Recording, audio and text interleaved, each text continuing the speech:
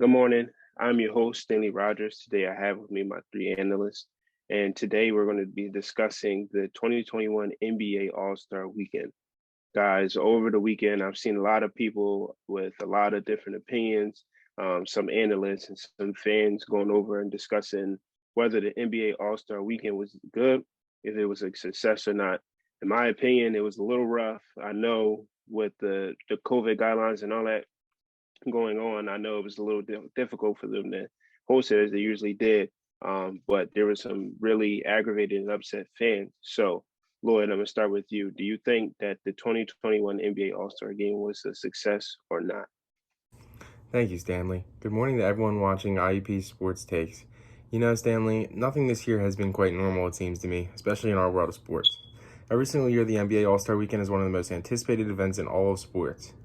You have some of the best athletes on the planet on the court all at the same time. Whether it's players throwing down windmills, hitting 15 three-pointers in a minute, or someone making an insane pass, everyone loves All-Star Weekend. Without seeing the crowd going crazy after someone scoring a 50 on a dunk, it's just not the same whatsoever. We had several people drop out. Some players did not even want to do anything with it at all. It was simply a mess to me. The NBA could have done a better job on this weekend. You think they would put a lot more effort into this since all the profit they lost. But hey, COVID does that to you, I guess. Yeah, and if this All-Star weekend wasn't a disaster already, the at-home TV viewership and ratings were the lowest ever, which is pretty crazy because no one could really be there in person. So wouldn't you think that the ratings would be higher since everyone is home watching the game? That's wrong. The NBA All-Star game, which also had the skills competition in the pregame and the dunk contest at halftime, only had 5.94 million viewers, which is down 18% from last year's game. So at some point, you got to think that the NBA is doing something wrong. Yes, and as we saw before the All-Star game, people were expressing their views and concerns with this game. The biggest concern is that both NBA All-Stars Joel Embiid and Ben Simmons will not be participating in this year's NBA All-Stars game. The reason being that two of their teammates were positive for COVID while at the barbershop. Naturally, due to the seriousness of this virus, they are immediately going into quarantine. Since the discovery of this, we saw that stars like Paul George, Giannis Antetokounmpo, and LeBron James are saying that this All-Star game should not be happening. You can't really blame them due to the state and condition we are living in right now with the coronavirus. Even before the discovery of this virus, they were hesitant to the idea of an All-Star game entirely because of the recent outbreak of it and the huge seriousness it was going with each passing day. Overall, this year has done nothing and has not given us any favors for sports. And like I said before, you can't really blame them for their hesitation, considering the consequence, and you have to consider the consequences of their actions. Okay, guys, we got a lot to uncover in today's show. So we got to keep it moving, we got to keep the ball going. So the next question that we have up is LaMelo Ball the best Rookie of the Year candidate? We're going to get back to you guys after the break. Kobe taught us to be better. Don't cheat me. Push it. Wake up every single day to get better today than you were yesterday. Whatever it takes. Better dreamer. Better waker. Better stretcher. Better walker. Better talker. Better walking the walk and talking the talk. Better blocker. Better sprinter. Better loser. Better winner. Just be better. Do the simple stuff right. Better form. Focus. Better friend. Better fighter. Better rider. Better eater. Better leader. Better generation. Better nation. Just be better. Can you do that? Let's go. Back at it. Better player. Better shooter. Better scorer. Better GOAT. Yep. Better GOAT. Better mentor. Better minor. Major. Mover. Shaker. Better skater. Better artist. Yeah. Better teacher. Better preacher. Better believer. Better first. Better future. Better hero. Again. Better hero. Better mother. Yeah. Better father. Better father. Better father. Better father. Better father. Better me. Better you. Better us. Mamba out. Better. Forever.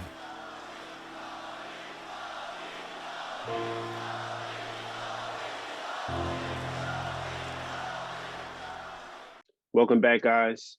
Once again, my name is Stanley, and the question posed before we went on break is LaMelo Ball the Rookie of the Year candidate, the best Rookie of the Year candidate? So we've been looking at the numbers, we're looking at these charts, and guys, he's been phenomenal this year, but there's a lot of other great talent that surrounds him on the Hornets, and there's also great talent around the league. Other young stars who are up and rising, who are other great teams, some are not so good teams. But as of right now, LaMelo Ball is looking as if he's the best rookie of the year candidate. So in your guys' opinion, who do you guys think deserves the rookie of the year? Stanley, LaMelo Ball is absolutely the rookie of the year. I mean, come on. The kid is coming to this league without even playing in the beginning of the year and proved he can hoop. No one expected him to come out into the league and dominate like he has been. I mean, the kid's 19 years old and is still putting up these numbers.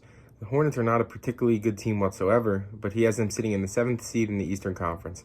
This year, LaMelo is averaging 16 points along with 6 rebounds and 6 assists per contest as well. He leads all rookies in scoring by an entire point. You wouldn't expect it from a point guard, but he also leads them in rebounding and assists. To me, LaMelo is the sole reason why the Hornets are even somewhat good this season. Sure, Gordon Hayward isn't having too bad of a year, but without LaMelo's all-around game, I think the Hornets are a bottom seed in the East this year. I know there are some other great rookies in the league, such as Emmanuel Quickley, Tyrese Halliburton, Tyrese Maxey, Patrick Williams, and a lot more. But none of these kids are even in the same league as LaMelo to me. I knew he was the first overall draft pick, and he's expected to live up to these expectations, but the numbers he is putting up are absolutely insane. I don't think people even expected Zion or Andrew Wiggins or anyone that was a projected top pick to put up these numbers in the first year in the association. LaMelo Ball is my rookie of the year without a doubt. See, I'm going to have to disagree with you there, Lloyd. Granted, LaMelo is exceeding expectations across the league, but we would be wrong to count out other star rookies who are making, in my opinion, a bigger impact for their team than Ball is. My pick for rookie of the year is Emmanuel Quickley from the New York Knicks. Nobody thought that the Knicks would be a sliver of decent this year, and on top of that, nobody thought that the 25th pick in the draft would be competing this well.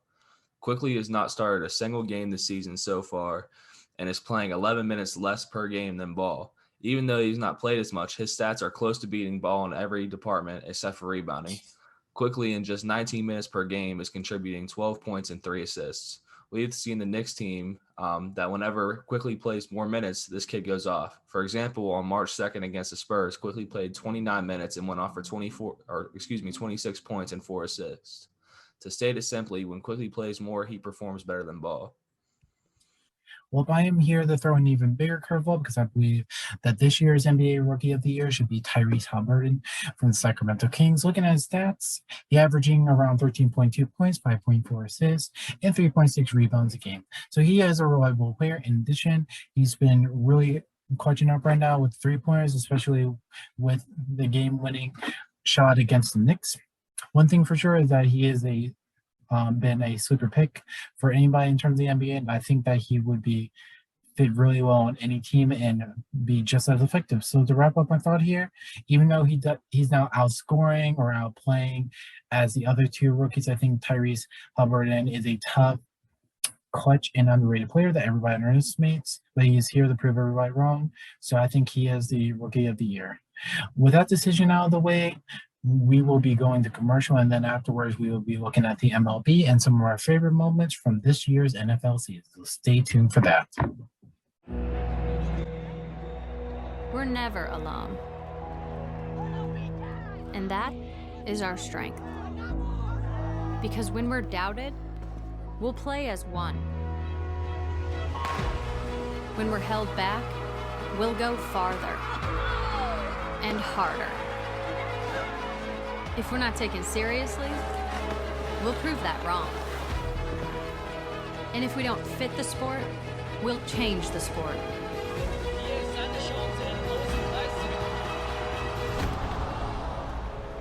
We know things won't always go our way. And the world's sporting events are postponed or cancelled. But whatever it is, we'll find a way. And when things aren't fair, we'll come together for change. We have a responsibility to make this world a better place. And no matter how bad it gets, we will always come back stronger. Because nothing can stop what we can do together.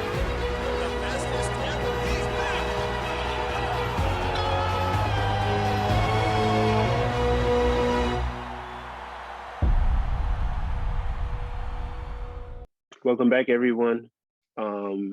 Last we talked about the NBA Rookie of the Year and who did we believe was going to be the best candidate for the Rookie of the Year. We have some great ideas and some great topics going around. But now, moving on and kind of switching gears a little bit, we're going into the MLB. And even though MLB didn't start yet, it has been confirmed that fans will be able to enter back into the stadiums, even under COVID-19 regulations and guidelines. So we're excited to see that. We're excited for the excitement of the fans because, it brings a lot of emotion and excitement into the game. But guys, the question here is, who do you believe will be the MLB champions at the end of the season? Lloyd, I'm going to start with you. Who do you have to win it all, excuse me? Thanks, Stanley. Yeah, there were a ton of moves this offseason, and teams did get much better. But at the end of the day, the Dodgers still have the edge by a decent margin, in my opinion. Their lineup and pitching rotation are simply unmatched, especially with the addition of Trevor Bauer. Now, with this, there is a division in the National League that could also make some noise come October. In the NL East, there are already two solidified studs in the Braves and the Mets. On the other hand, the Phils and the Nationals can make some noise as well. This offseason, the Mets alone added Lindor and Carlos Carrasco, which is huge. The Braves added Dallas Keuchel and Marcell Ozuna. The Nationals acquired a slugging first baseman, Josh Bell. And the Phillies kept JT Realmuto and signed Chase Anderson and Archie Bradley into their rotation, which was much needed. Even the Marlins got better this offseason. The division is going to be so much fun this year because I would say at least 3 out of 4 teams could even make the playoffs. It's crazy to think that one of these teams is going to miss the playoffs. My team to come out of this division is the Braves. Their high-powered offense simply just gives opposing rotations problems. They can hit 1 through 8 against left or right-handed pitching. They improved their rotation by adding Keuchel this offseason, and they have a solid bullpen. Their lineup can hit pitchers out of most problems on most occasions. They can make a lot of noise this year, especially come postseason. Yes, this season, the Dodgers are very stacked with their lineup. They also are the champions of last year's World Series. So they have a lot of confidence going into this. And they're just getting better and better in addition to their powerful lineup. They have a very solid pitcher now in Trevor Bauer, in addition to having some very skillful players that are in the top 100 of the best MLB players in this year. So it's safe to say that they have an extremely high chance of keeping that World Series trophy for another year. Yeah, this season's going to be a rough one for me, guys, because I'm a Pirates fan, unfortunately. The Pirates aren't looking like they will be able to make a run at all, which means I'm going to have to bandwagon on someone else this year. The Dodgers are easily the favorite to win it all, but I would not overlook the Yankees or the Padres. The Yankees have star players like Garrett Cole, Corey Kluber, Aaron Judge, DJ LeMahieu, and a supporting cast of some better-than-average players.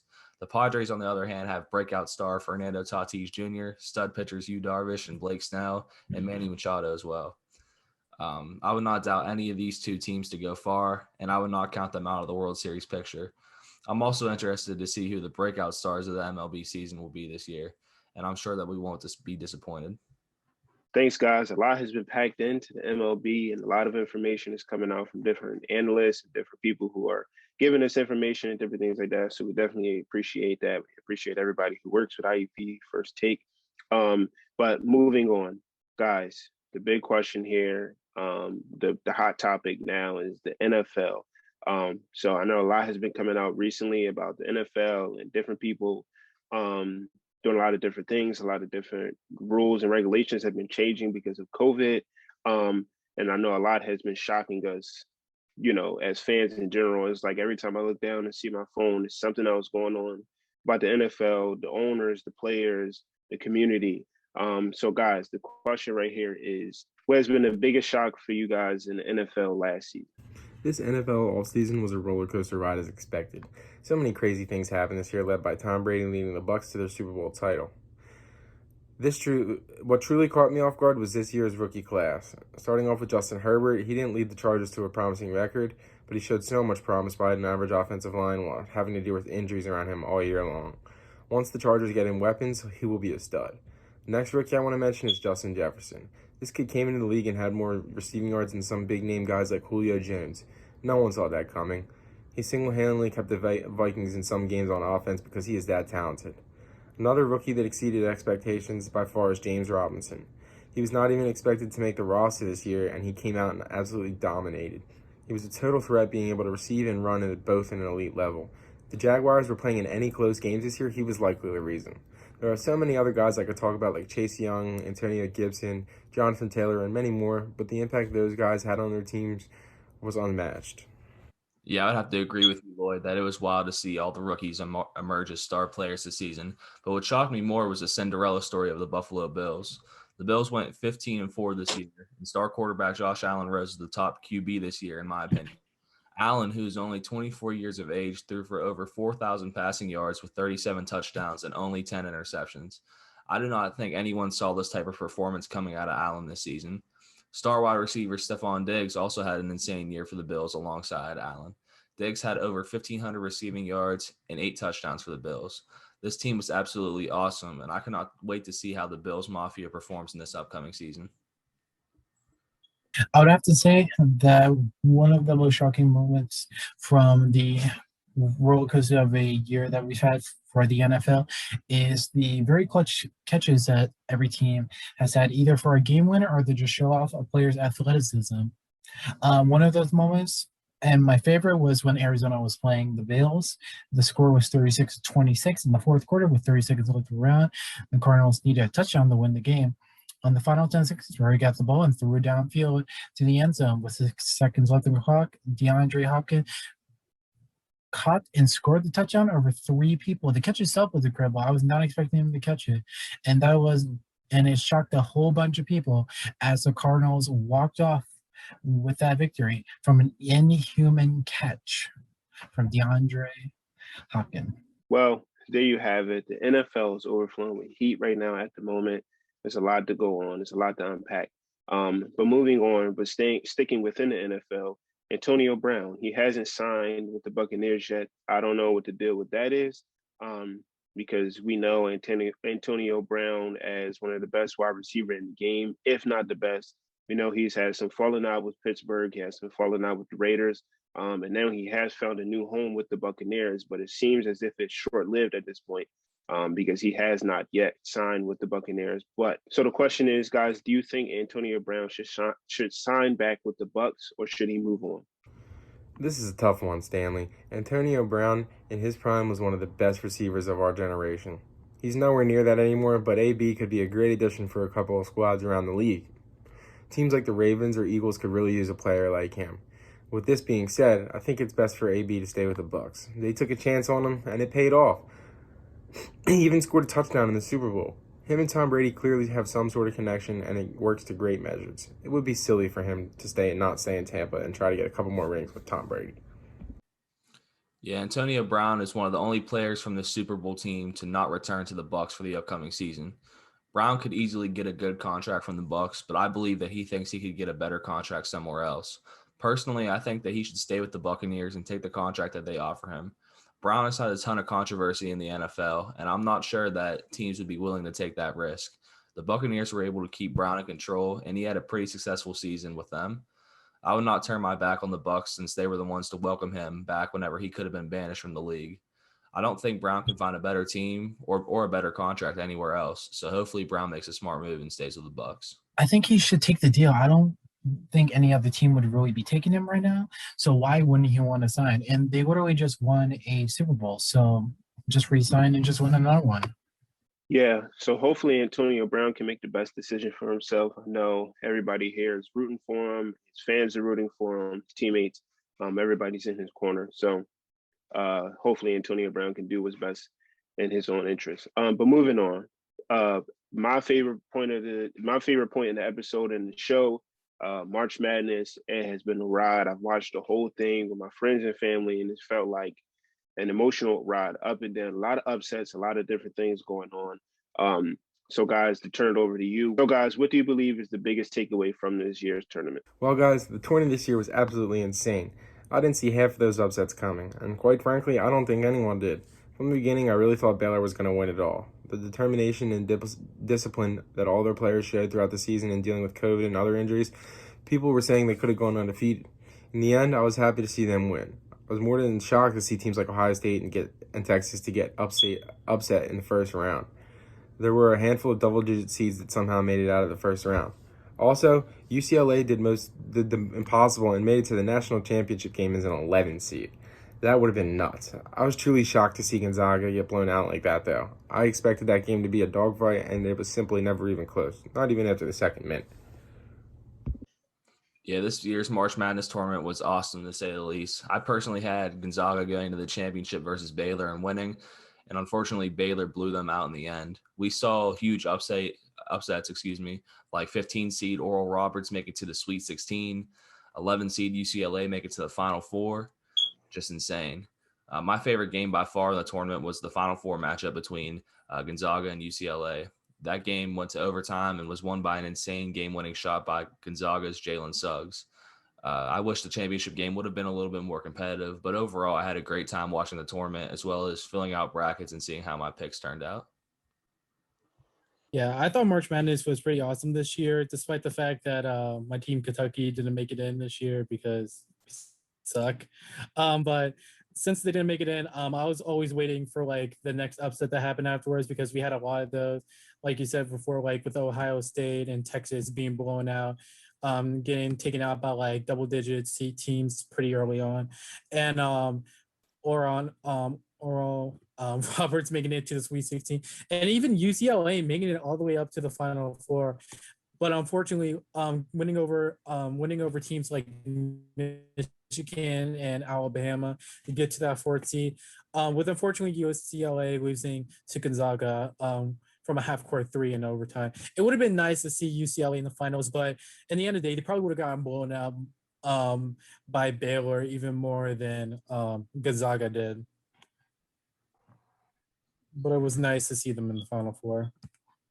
So, guys, moving on, but sticking with basketball, what are your predictions for the NBA season? The end of the NBA season, we have now passed the NBA deadline for trades. So we know that pretty much the teams that we have now are the teams that's going to go into the postseason. You know, a lot of teams have been on fire. A lot of teams that we assume would be hot aren't really hot right now. So, I think it's a lot to unpack here and to determine, who's going to move on, who's going to stay, and what's going to happen as far as the NBA Finals and the playoffs. So, guys, it's up to you. This year is going to be a ton of fun. No one knows who's going to win it all this year, as it is wide open and as it has been in a while. From the East, you have teams like the Sixers, Nets, Bucks, and Heat that could all make serious noise in the postseason. On the West, you have the Clippers, the Jazz, the Suns, and the Nuggets. The Western Conference, I would say, is much better than the East this year, but teams from either conference could make noise in the playoffs. My finals prediction would be the Lakers versus Sixers. I believe the Lakers are going to make it back to the finals simply because of the LeBron effect. That is simply what he does. He wins and makes it to the finals literally almost every year. Also, having his sidekick back and healthy and Anthony Davis will help a ton. The roster will get completely healthy by the postseason, and LeBron will be in prime form as normal. In the East, I think the Sixers are the clear-cut team. They match up so perfect with anyone. If they have to face the Nets in the finals, they match up pretty well. You put Simmons on Durant, Tobias Harris on Harden, and Thibault on Kyrie, and I believe that the Nets get extreme trouble from that. Oh yeah, and the Sixers have some dude named Joel Embiid, who is easily the best center in the league this year. It could truly be a matchup nightmare for teams in the playoffs once completely rested and healthy. The Sixers are my pick to win it all this year. Yeah, I think right now there's not a clear-cut favorite for who will win the NBA Finals. The Lakers were early on the favorites easily, but injuries have hurt their playoff hopes for sure right now. Honestly, I could see the Brooklyn Nets or the Los Angeles Clippers playing in the finals, but I really don't know who I would take to win it all. There are also teams like the Jazz, Nuggets, and 76ers who could cause trouble and maybe upset the big dogs in the playoffs, so I don't really want to count them out as well. One team that's been fighting hard is the New York Knicks, which I may have some bias there since I'm a huge fan. But if we're being honest, though, I feel like they're the kind of team that can make the playoffs and give any team a tough time for sure.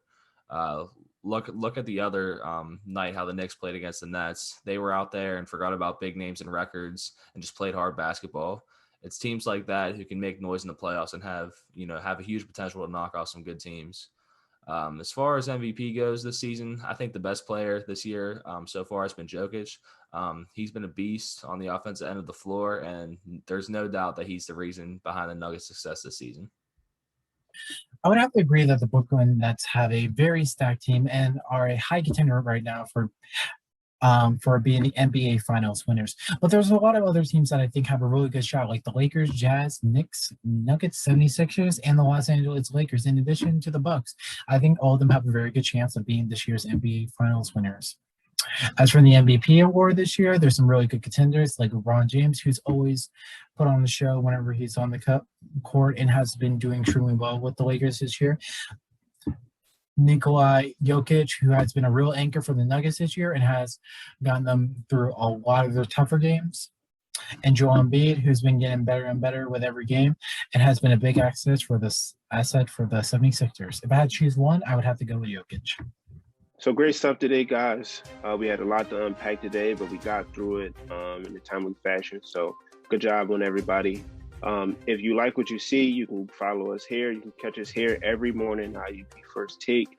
I'm your host, Stanley Rogers, and have a good night.